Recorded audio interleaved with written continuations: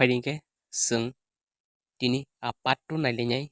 जे 125 एमेन्डमेन्ट बिलनि जे स्ट्राक्चार न नायलायनाय नरक अब भिडिअ लग जागाय फेन मानो आइफोन स्किप खायता नायदि कारण नरक बुजिया आंनि मानो आबनि बागै न फाइदिंके भिडिअ सेंलायनाय नायदि आं नरक न 7टा पॉइंट न तयै स्ट्राक्चार सानान दिगि थांगो एक number point K village and municipal council द बिल propose the creation of एक नंबर नरक आं लास्ट कबर पाइप जों थानाय नरक भिडिअ स्किप खायता नायदि 2 नंबर है ना पावर एंड फंक्शन 3 नंबर है डेवलिशन बाय गवर्नमेंट रूल 4 नंबर है स्टेट फाइनेंस कमीशन 5 नंबर है कंडक्ट ऑफ इलेक्शन 6 नंबर है एंटी डिफेक्शन 7 नंबर है वुमेन रिप्रेजेंटेशन अबन तैयां नंग न सानान थानि भिडिअ स्किप थाखायदि फाइदिंके भिडिअ सेंलायसिबान हाय नो हाय पार्ट 1 नि किसा भिडिअ ना क्लायो 125 एमेन्डमेन्ट बिल लंका 2019 बिसिनि राज्य सभा मंत्री राजनाथ सिंह 2019 बिसिनि फेब्रुवारी तालनि 6 सालमारि साल तुबुका ति अबन बिसिंगो एक नंबर पॉइंट गैनो एक नंबर पॉइंट नि तबा आंनो सायखनाय गानाते कामियुंनि बदल बिलनि बिसिंतै 6 शिड्यूल आमचायो टंनाय जेलाते आमचायो टंनाय बररक बाय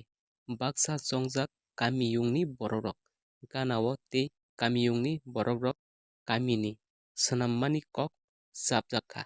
अब एक नंबर पॉइंट 2 नंबर पॉइंट गई कराकते सामुं जिला काउंसिल रकनो केरं सोनाममानि फानरजाखा अब 2 नंबर पॉइंट गानाव ते कामियुंनि काउंसिल रकनि लेखामुं ते सोनामजाकमा संगमारिनि बागै कामियुंनि हायुं सोनाममानि बरकनि खाकसांमाति सामुंरक 3 नंबर पॉइंट के गवर्नरनि केरंनि बिसिंतै फान रोमानि गवर्नमेंट रक अ काउंसिल रकनो फान रोना बागै केरं सोनामबै मानो अबहाय जागारक कवर क्लाई मानो ती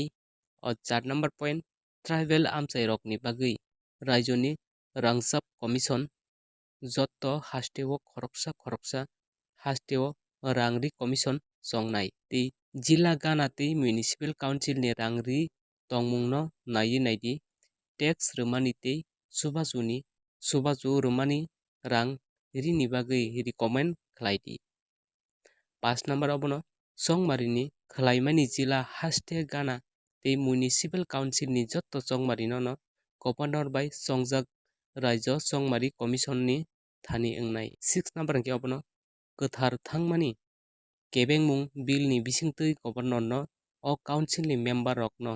रोंथमानो रोखथारना बागै केरं सोनामना बागै रोंथमा तुबुजाक ती 7 नंबर के नायदि ब्रिरकनि सामुं अबनि बिसिंतै 6 शिड्यूलनि जागाव कामियुंते कामियुंनि काउंसिल रक ब्रिरकनि बागै रैखे खरकसा सेर रिजार्व खालायनानि कक जाबका अबंके 7 नंबर पॉइंट ताबुं नायदि कारेंट स्टेटस किसा नायलियानो अबनो कबर के ताबुंनि टंमुं 2025 बिसिनि जराव अ बिल न बेबाक बाय करंजाक हायुंनि सामुंनि बागै तंनाय कमिटिनि थानि रहरजाका बरंनि रिपोर्ट न मार्च तालनि 5 तारिख 2020 तुबुका आबुनि उल बिल पेंडिंग अंगै तंखाते लव उं मानलिया ताबुंनि जराव अंगमारक 2024 बिसिनि जुलाई तालनि बिसिंगो सालका बखाकनि हास्टे रकनो साकसाकनि थानि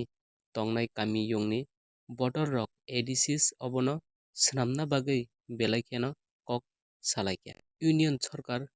MOS नि नकनि सामुं टांनाय नित्यानंद राय नि थानि पेनेल सोनामै वाना मासिंसा खरकसा सोनामना बागै ते फुंमुंनो तेबो क्राक उंना बागै जरारिका 2025 बिसिनि जानुवारि तालनि बिसिंगो आसामनि CM Himanta Biswa Sharma standing committee नि कक सालायमानि उला अ बिल न तुबुजाकनाय हिनै खाटुंमा कक साका